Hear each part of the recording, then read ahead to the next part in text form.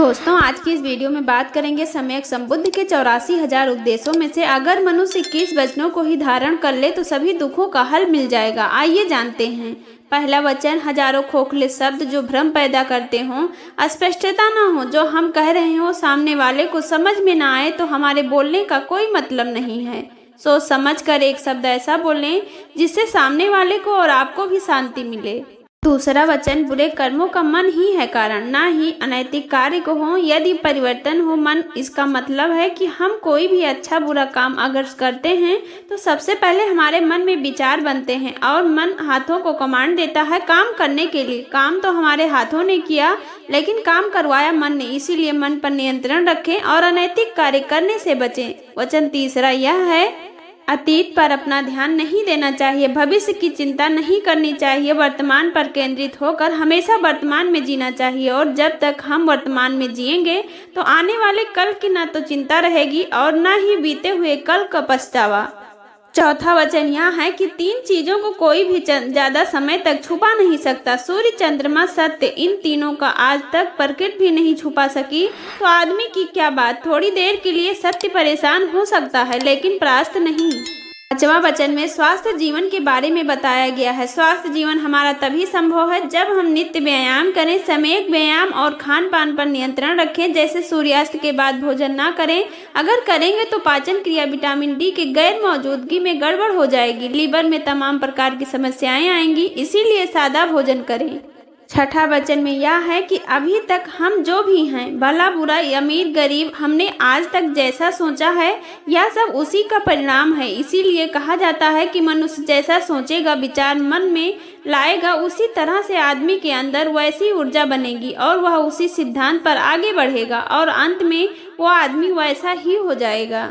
वचन सातवां यह है कि मंजिल पर हर आदमी पहुंचना चाहता है लेकिन थक हार कर आदमी अपना रास्ता बदल देता है। इसीलिए एक लक्ष्य बनाकर आदमी को केंद्रित होकर उसी लक्ष्य पर काम करना चाहिए। जब तक हासिल ना हो जाए तब तक प्रयास निरंतर जारी रखना चाहिए।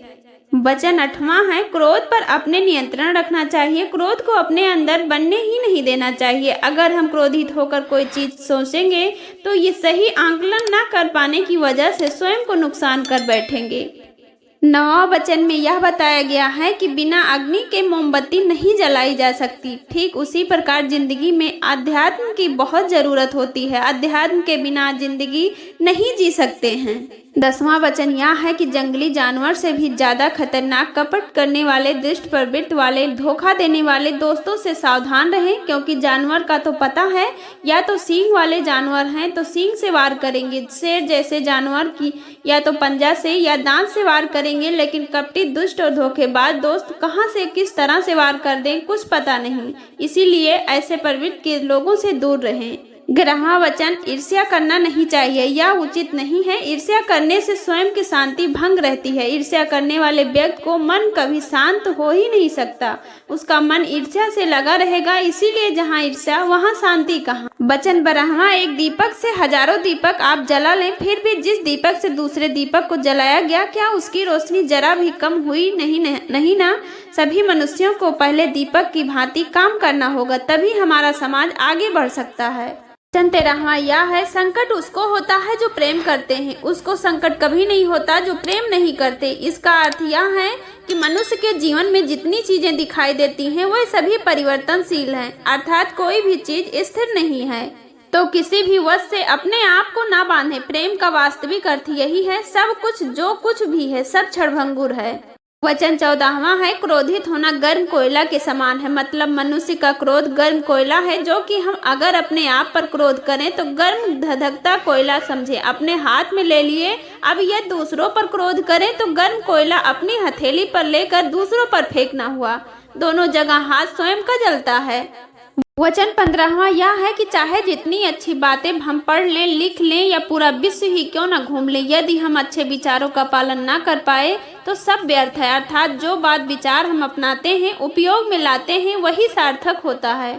वचन 16वां यह कभी नहीं देखना चाहिए कि आज तक हमने किया क्या है, कुछ कर ही नहीं पाए, नहीं, ऐसा कभी नहीं सोचना चाहिए। हमेशा यही सोचना चाहिए कि आगे क्या करना है। जिंदगी को बेहतर बनाने के लिए सर्वलोक हित में जो कार्य है उसे निरंतर करना चाहिए। इसीलिए सम्राट अशोक का कहना है कि सर्वलोक हित से बढ़कर दूसरा कोई कार्य ही नहीं है।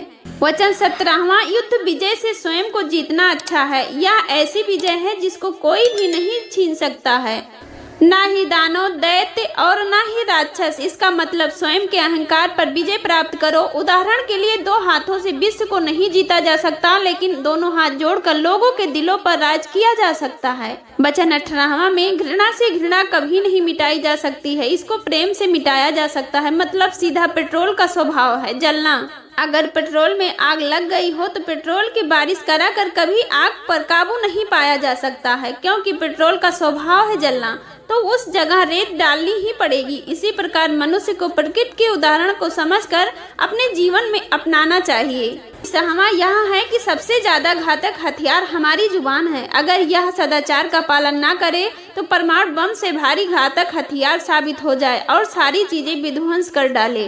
20वां वचन में यह बताया गया है कि सद्मार्ग, सच्चे मार्ग पर चलना चाहिए, हारना नहीं चाहिए कि यह सब हमसे नहीं हो सकता, ऐसा कभी नहीं सोचना चाहिए। 21वां वचन में यह बताया गया कि जब हम क्रोधित होकर कोई चीज सोचते हैं तो सत्य मार्ग भूलकर गलत निर्णय ले लेने के कारण स्वयं का नुकसान कर बैठते हैं। आज की वीडियो में बस इतना ही। वीडियो पसंद आया हो तो लाइक, शेयर एंड सब्सक्राइब जरूर कीजिए। जल्द मिलते हैं एक नए टॉपिक के साथ। नमो बुद्धाय। जय भीम।